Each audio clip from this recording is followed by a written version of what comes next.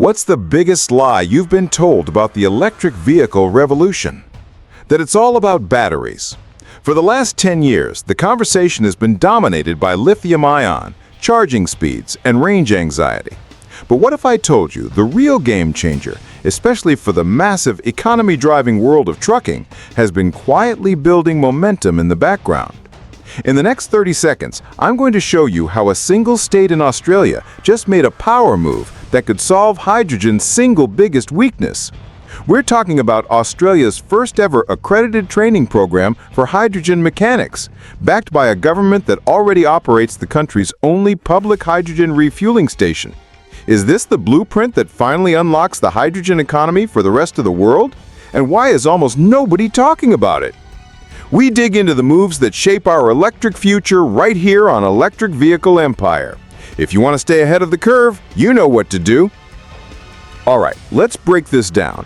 For years, we've debated the merits of battery electric vehicles, BEVs, versus hydrogen fuel cell electric vehicles, FCEVs.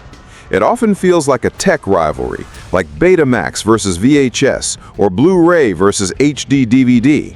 But the reality is far more nuanced. While batteries have proven to be a fantastic solution for passenger cars and last-mile delivery vans, they hit a wall when it comes to the heavy hitters, long-haul freight, semi-trucks, and buses. Think about it. The sheer weight of the batteries needed to give a fully loaded 80,000-pound semi-truck 500 miles of range is astronomical. It eats into payload capacity, which is the entire business model of trucking. Then there's the recharging time. You can't have a multi-million-dollar fleet of trucks sitting idle for hours waiting to charge. It's an economic non-starter. This is where hydrogen has always shined as the theoretical champion. FCEVs are essentially electric vehicles that carry their own power plant. They combine hydrogen stored in high-pressure tanks with oxygen from the air to generate electricity, with water vapor as the only emission. They offer long-range, significantly lighter powertrain systems compared to long-range BEVs, and best of all, refueling times that are comparable to diesel. We're talking minutes, not hours. So if hydrogen is so great for trucking, where are all the hydrogen trucks? This brings us to the classic chicken and egg problem that has plagued the industry for a decade. Companies won't build hydrogen trucks if there are no refueling stations. And nobody will invest millions in building refueling stations if there are no trucks to use them. But there's a third, often overlooked piece of this puzzle, and it might be the most critical: the human infrastructure.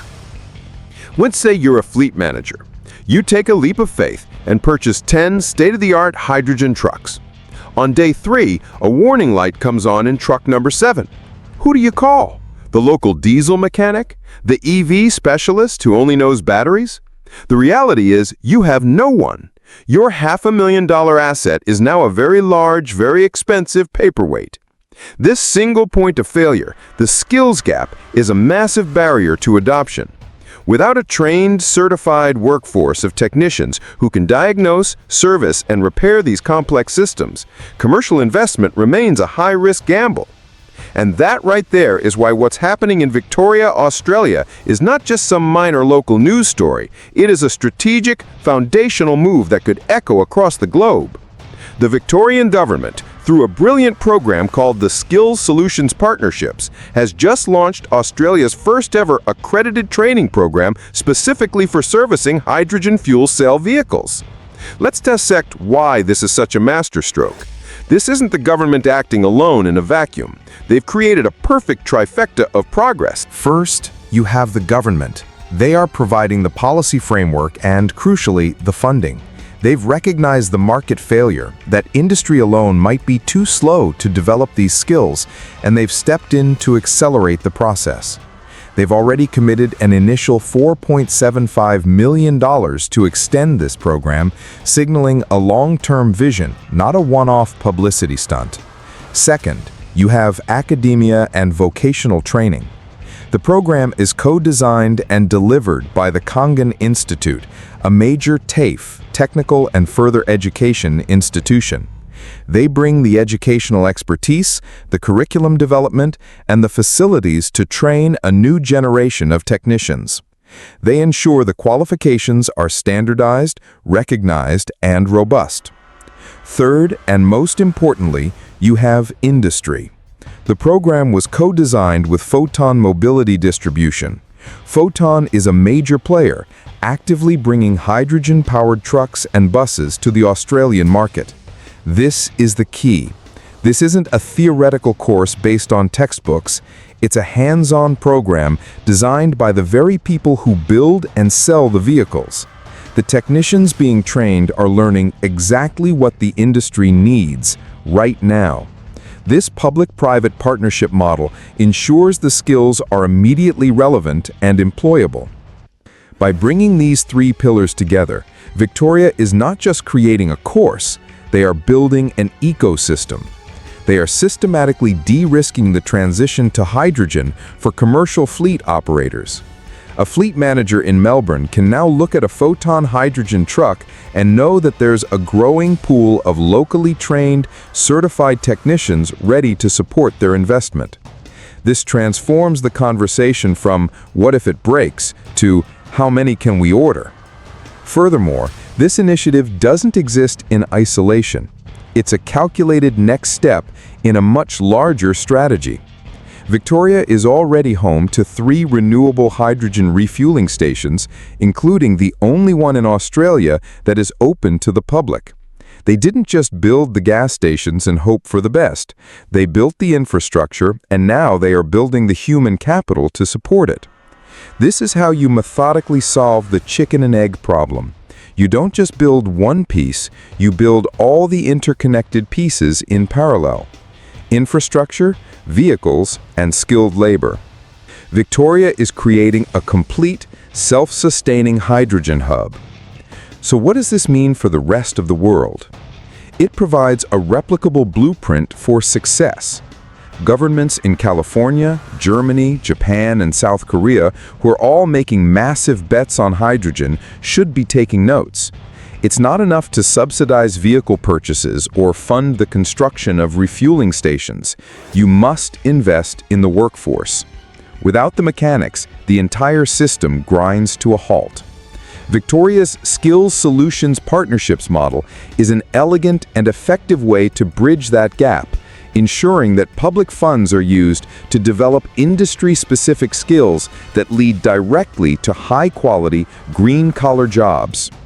This move fundamentally reframes the competition in the clean energy space. It's no longer just about who can produce the cheapest green hydrogen or who can design the most efficient fuel cell.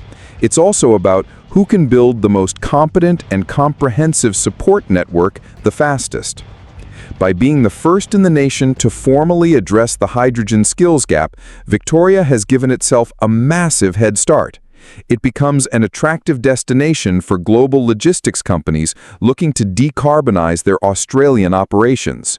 It draws in further investment in technology, manufacturing, and research. It positions the state not just as a consumer of green technology, but as a leader and an exporter of the knowledge required to sustain it. While the BEV passenger car market continues its explosive growth, the battle for the soul of commercial transport is just heating up. The challenges for battery electric semis remain significant. Hydrogen offers a compelling alternative, but it has been held back by its own set of hurdles. With this single strategic initiative, Victoria has begun to systematically dismantle the biggest of those hurdles. They are proving that the transition to a zero-emission future isn't just about revolutionary technology. It's about smart, practical, and forward-thinking policy. It's about investing in people. This isn't just a training program. It's the start of the hydrogen service industry. It's the birth of a new profession. And it might just be the missing piece that finally allows the hydrogen-powered future of transport to become a reality. What do you think? Is this a brilliant strategic move that puts Victoria on the map? Or is it too small a step to make a real difference? Is hydrogen the true future for trucking, or will battery technology eventually solve its own limitations? Drop your thoughts in the comments below. I want to hear your take. Thanks for joining us on Electric Vehicle Empire, where we don't just report the news, we analyze the moves that are building our tomorrow. If you found this valuable, hit that like button and subscribe for more deep dives into the future of transportation. We'll see you in the next one.